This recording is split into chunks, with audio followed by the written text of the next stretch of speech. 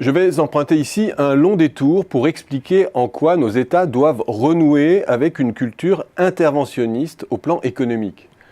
Le capitalisme a eu son heure libérale et même ultralibérale avec l'apogée de la mondialisation financiarisée.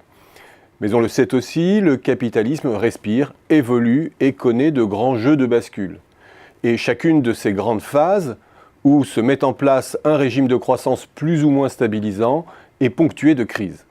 La crise sanctionne le moment où, selon la terminologie marxiste, le système n'est plus en mesure d'assurer les conditions de sa propre reproduction. Ou pour adopter une terminologie moins connotée, le moment où le régime n'est plus soutenable. Le moment donc où les déséquilibres sociaux et financiers s'empilent sur un mode cumulatif. Et nous sommes sans doute à un de ces stades, à la charnière entre deux régimes. Et cette phase de déplacement de plaques tectoniques est à haut risque. C'est le moment où la crise économique coagule en crise sociale, politique, démocratique et aujourd'hui environnementale.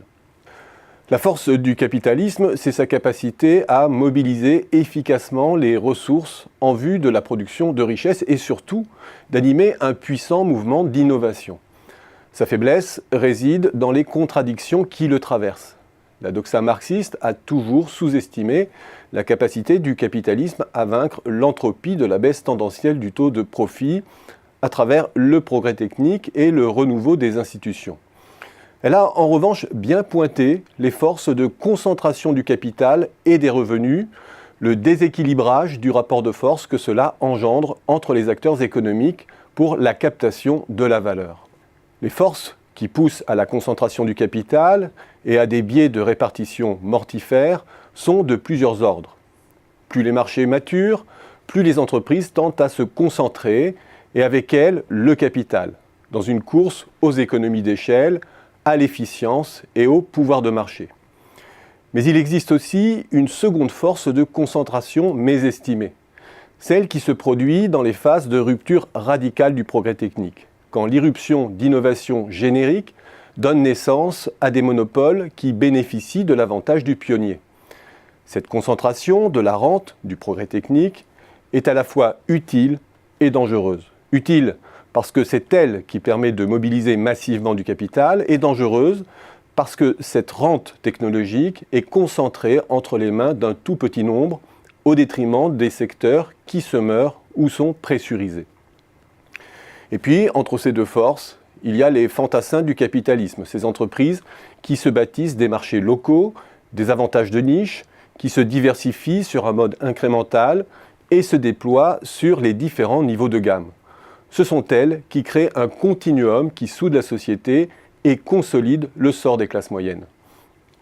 Or, nous sommes précisément dans un de ces moments de l'histoire où les deux premières forces de concentration jouent à plein, et avec elles, les distorsions maximales dans la répartition des richesses.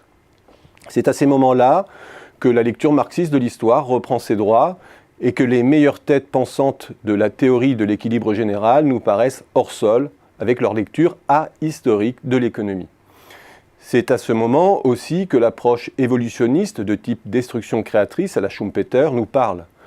Mais elle nous renvoie inévitablement à cette citation maintenant galvaudée de Gramsci sur les démons qui surgissent dans le clair-obscur qui sépare l'ancien et le nouveau monde.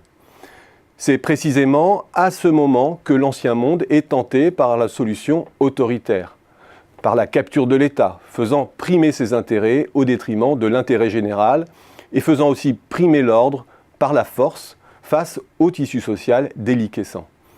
Face à cela, on peut réaffirmer les grands principes de la démocratie libérale, prôner la concurrence non faussée, s'épuiser à corriger les problèmes de répartition. En vain face à la puissance des forces en présence.